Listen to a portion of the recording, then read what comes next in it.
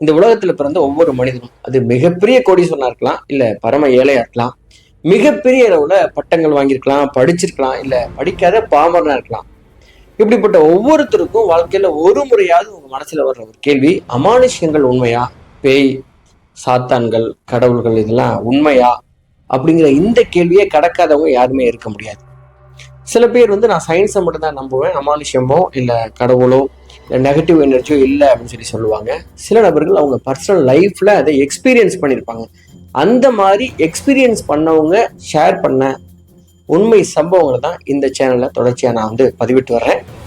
சரி, இன்னைக்கு நம்ம பார்க்க போற உண்மையான பேய் கதை உண்மையிலேயே ஈரக்குலைய நடுங்க வைக்கிற மாதிரி, அதுக்குள்ள ஒரு பயங்கரமான சோகமும் கலந்த உண்மையான சம்பவத்தை நான் சொல்ல போறேன். சரி, அந்த சம்பவத்துக்குள்ள போறதுக்கு முன்னாடி இது வரைக்கும் இந்த சேனலை நீங்க சப்ஸ்கிரைப் பண்ணா பார்த்துருந்தீங்கன்னா மறக்காம சப்ஸ்கிரைப் பண்ணி உங்க ஆதரவு தாங்க. உங்க மேலான கருத்துக்களை தயவு செஞ்சு நீங்க பதிவு பண்ணுங்க. நீங்க என்ன நினைக்கிறீங்க, இதை நம்புறீங்களா நம்பலையா, மாற்றுக்கிறது இருந்தாலும் நீங்க தயவு செஞ்சு பதிவு பண்ணுங்க. சரி, நேரடியாக அந்த சம்பவத்துக்குள்ள போயிடலாம். இது 1990 நடந்த ஒரு உண்மை சம்பவம். இது திருச்சி மாவட்டத்தை சேர்ந்த ஒரு கிராமம், ரொம்ப வளர்ச்சி அடையாத ஒரு கிராமம்னே சொல்லலாம். அந்த கிராமத்தை சேர்ந்த அந்த ஊர்ல ரொம்ப ஒரு பெரிய குடும்பம்னே சொல்லலாம்.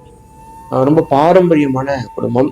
அந்த குடும்பத்துல இருந்தவங்கலாம் அந்த ஊர் பஞ்சாயத்து தலைவரா பலமுறை தேர்ந்தெடுக்கப்பட்டவங்க, மிகப்பெரிய விவசாய நிலங்கள் உள்ளவங்க, இந்த மாதிரி பணத்துக்கு ஒரு பிரச்சனையும் இல்லாத ஒரு நல்ல பணக்கார குடும்பம். அந்த குடும்பத்துல மொத்தம் 4 ஆண்கள் 2 பெண்கள் குழந்தைகள் இருக்காங்க.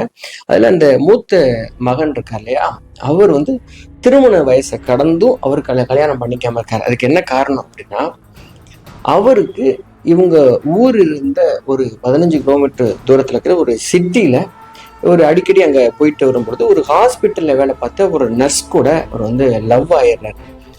அந்த பெண் இந்த ஆணுடைய சமூகம் கிடையாது. அந்த பெண் வேற ஒரு ஜாதி. இருந்தாலும் காதலுக்கு ஏது ஜாதி மதம்லாம் எதுவுமே கிடையாது. உண்மையிலேயே ஜாதி மதம்லாம் கிடையாது, அது மனிதர்களா ஏற்படுத்திக்கிட்டது தானே. இந்த காதல்ல இவங்க ரொம்ப தீவிரமா இருக்காங்க. இப்படி காதல் வீட்டுக்கு தெரியாம ஒரு வருஷம் அவங்க மறைச்சே காதல் பண்ணிட்டு இருக்காங்க. வீட்டுல உள்ளவங்களுக்கு இந்த காதல் விவகாரம் தெரிய வர, தன்னுடைய மகன் யாரோ ஒரு பொண்ணை காதலிக்கிறான். அந்த பொண்ணு யாரு அப்படின்னு அவங்க கண்டுபிடிக்கும் போது இந்த பிரச்சனை பூதாகரமா வெடிச்சிருச்சு.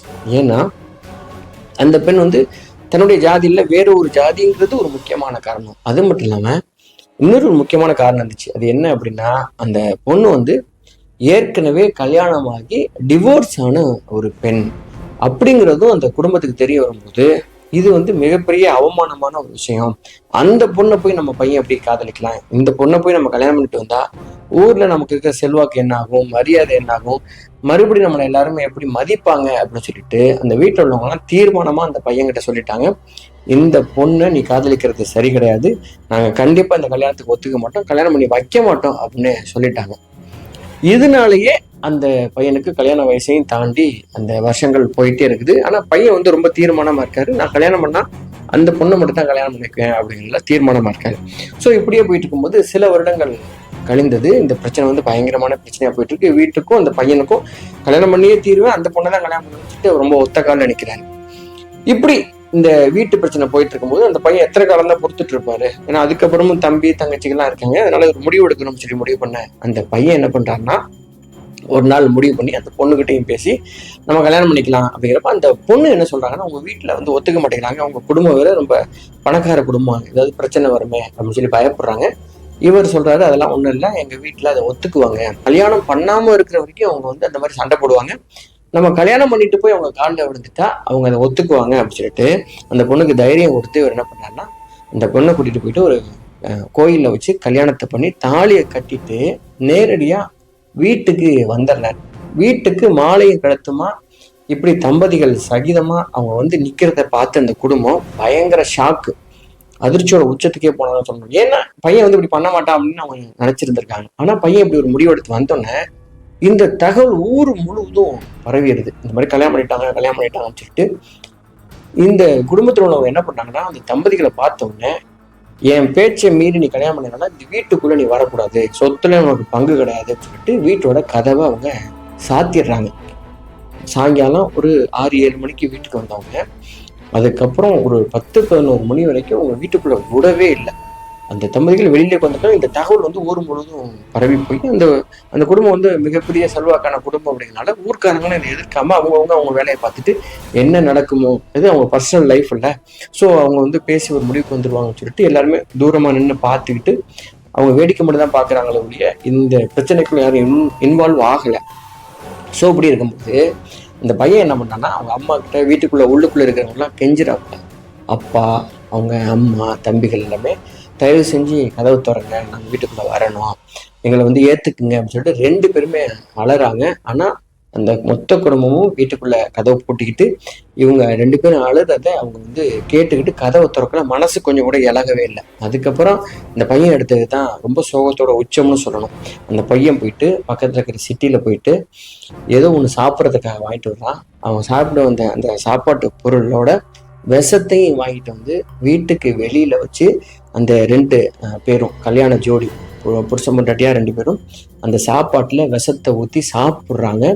இதை உள்ளுக்குள்ள இருந்து அந்த மொத்த குடும்பமும் பார்த்துக்கிட்டு அதை தடுக்கவே இல்லை. இவங்க சாப்பிட்டு ஒரு நைட்டு 12 மணி இந்த நேரத்துல வெளியில வந்து அப்படியே வாமிட் பண்ணி துடிக்க 2 பேரும் அப்படியே இறந்து போயிடுறாங்க. இவங்க அப்பவும் கதவை திறக்கவே இல்லை. காலையில ஒரு 5 மணி 6 மணிக்கு ஊரே கூடி நிக்குது. இந்த குடும்பம் அப்பதான் சாவகாசமா கதவை திறந்து வெளியில வந்து இவங்க இறந்து போயிட்டாங்களா அப்படிங்கிறதுன்னு இதை பார்த்துட்டு இதுக்காக அவங்க எந்த பரிதாபமும் படலை, வேதனையும் படலை. அவங்க அம்மா உட்பட அளவும் இல்லை. ரொம்ப கேஷுவலா அவங்க என்ன பண்ணாங்கன்னா இதைத்தான் அவங்க எதிர்பார்த்தாங்க. அவங்க மரியாதையை காப்பாத்திக்கிறதுக்கு குடும்ப கௌரவம் இது ஒரு ஹானர் கில்லிங் தான் இல்லையா? ஸோ இதை எதிர்பார்த்த மாதிரி அவங்க என்ன பண்ணாங்கன்னா 2 பாடியையும் வேகமா கொண்டு போயிட்டு எரிக்கிறதுக்கான முடிவு எடுத்துட்டு ஒத்த பாடை கட்டி 2 பாடியும் எடுத்துட்டு போயிட்டு அவங்க எரிக்கவும் செஞ்சிடறாங்க. இந்த விஷயம் காட்டு தீ மாதிரி அங்கே இருக்கிற எல்லாருக்குமே பரவுது. இது அப்போ வந்து போலீஸ் ஸ்டேஷனுக்கும் இந்த தகவல் போகவே இல்லை. இது வந்து மறைக்கப்படுது டோட்டலாகவே. இப்படி ஒரு சம்பவம் நடந்து முடியுது. இது பயங்கர பேசு பொருளாக மாறின ஒரு விஷயம். ஸோ இதுக்கப்புறம் தான் இந்த கதையோட உண்மையான கதை ஸ்டார்ட் ஆகுது. அதுக்கப்புறம் என்ன நடந்திருக்கு அப்படின்னா அடுத்த சில நாட்கள் இருந்து இரவு 12 மணி 1 மணிக்கெல்லாம் அந்த வீட்டுக்கு பக்கத்துல இருந்து அவங்க எரிச்ச அந்த இடம் வரைக்கும், அந்த 2 பாடியும் எரிச்ச இடம் வரைக்கும் 2 பேருடைய அழுகை சத்தம் கேட்டுக்கிட்டே இருந்திருக்கு. அந்த ஒரு ஆண் குரல், ஒரு பெண் குரல். அதாவது வீட்டில் 12 மணிக்கு அந்த உயிர் போன நேரத்தில் ஸ்டார்ட் ஆகி அந்த தெரு முழுவதும் பாடி எடுத்துட்டு போன அதுலேருந்து அந்த சுடுகாடு வரைக்கும் அப்படியே வந்து அந்த அழுகிற குரல் கேட்டுக்கிட்டே இருந்திருக்கு. எல்லாமே அதை வந்து பல பேர் கேட்டிருக்காங்க. திடீர்னு ஊருக்குள்ள இருக்கிற அந்த இளம் பெண்கள், இளம் ஆண்கள் கிட்ட வந்து திடீர்னு அவங்களுக்கு வந்து பேய் பிடிச்சிருமா. பேய் பிடிச்சி அந்த பேயை ஓட்டுறதுக்காக சில சாமியார்கிட்ட போவாங்க, மந்திரவாதிகிட்ட போவாங்க, கோயிலுக்கு போவாங்க. நிறைய ஊர்ல இருக்கிறவங்கலாம் 10 மணிக்கு மேல வர்றதையே, அந்த ஊருக்குள்ள நுழையிறதையே கூட பயந்து நிப்பாட்டின கதைகளும். அந்த வீட்டுக்கு பக்கத்துல இருந்தவங்க எல்லாருமே பேய் வரக்கூடாதுங்கிறதுக்காக அதை மறிச்சு கட்டி மந்திரவாதம் பண்ணி வீட்டுல வந்து தாயத்துக்கெல்லாம் கட்டியிருக்காங்க. அந்த எந்த பையன் இறந்து போனாலும் அந்த வீட்டில் கூட பாதிப்பு வரக்கூடாதுன்னு சொல்லி மந்திரம் பண்ணி தகடெல்லாம் வந்து கட்டி வச்சிருந்துருக்காங்க. இதில் வந்து ரொம்ப முக்கியமான ஒரு விஷயம் நடந்திருக்குது. ஒரு முறை வந்து அந்த கோடை காலத்தில் அவங்க இறந்து ஒரு 3 மாதம் கழிச்சு கோடை காலத்தில் ஒரு வயலில் வேலை பார்த்துருந்த ஒரு இளைஞன், தண்ணி பாய்ச்சிருந்த ஒரு இளைஞன் திடீர்னு வந்து பேய் பிடிச்ச மாதிரி ஒரு மாதிரி அரகண்டா மாறி இருக்கான். பயங்கரமாக கத்தி கூப்பாடு போட்டிருக்கான். அந்த ஊரோட சேர்ந்த ரொம்ப தாழ்த்தப்பட்ட ஜாதியை சேர்ந்த ஒரு நண்பன் தான் அவன். அந்த பையன் என்ன பண்ணியிருக்கான்னா நேரடியாக இந்த குடும்பத்தோட வீட்டுக்கு வந்து இவன் வந்து சம்மந்தமே கிடையாது, அவங்க வீட்டுக்கு அவனுக்கு டச்சே கிடையாது. இந்த வீட்டில் போய் அந்த அம்மா இருக்காங்கல்ல, அந்த அம்மாட்ட போயிட்டு இவன் பேசியிருக்கான். தான் சொந்த பையனுடைய குரலே பேசியிருக்கான். ஏம்மா அப்படி பண்ண, நாங்கள் என்னம்மா பண்ணோம், நாங்கள் வந்து வாழணும்னு தானே சொன்னோம், உன்னை பார்த்து ஆசீர்வாதம் வாங்கிட்டு போட தானே வந்தோம், எங்களுக்கு வெளியில போய் வாழ தெரியாதா, நம்ம குடும்பத்துல எல்லாரும் கூட சேர்ந்து வாழணும் அப்படிங்கிறதுக்காக தான், உங்களெல்லாம் சமாதானப்படுத்தி வாழணுங்கிறதுக்காக தான் நாங்கள் நம்பி வந்தோம், எங்களை அநியாயமா இப்போ வந்து கொன்னுட்டீங்களே அப்படின்னு சொல்லிட்டு அவங்க அம்மாவுக்கு முன்னாடி அடிச்சுக்கிட்டு அவன் அழுதுருக்கான். அப்போதான் அந்த அம்மா வந்து அழுதுருக்காங்க உண்மையிலே தன் பையன் இறந்து போனதுக்காக. அதுக்கப்புறம் அப்போ அழுது என்ன நடந்திருக்கும். அதுக்கப்புறம் பல வருடங்கள் இந்த ஊருக்குள்ள அந்த தெருக்கள்ல பல பேர் நடந்து போறதுக்கே பயந்தாங்க. அதுக்கப்புறம் காலப்போக்கில் அந்த விஷயம் மறைஞ்சிருக்கு. சரி, நம்மளே இதுதான் அந்த திருச்சி மாவட்டத்தில் நடந்த உண்மையான சம்பவம். இந்த சம்பவத்தை பற்றியான உங்கள் கருத்துக்களை பதிவு பண்ணுங்க. அமானுஷ்யங்களை பற்றியான உங்களுக்கு நம்பிக்கை இருந்தாலும் சரி, நம்பிக்கை இல்லைன்னா கூட உங்கள் கருத்துக்களை பதிவு பண்ணுங்க. மறக்காமல் இந்த சேனலை நீங்கள் சப்ஸ்கிரைப் பண்ணி உங்கள் ஆதரவு தாங்க. நான் உங்கள் RS ராஜா. தொடர்ச்சியாக நான் வந்து டைம் கிடைக்கும் போதெல்லாம் அதில் உண்மை சம்பவங்களை பதிவிட போகிறேன். நம்ம தொடர்பில் இருப்போம். நன்றி, வணக்கம்.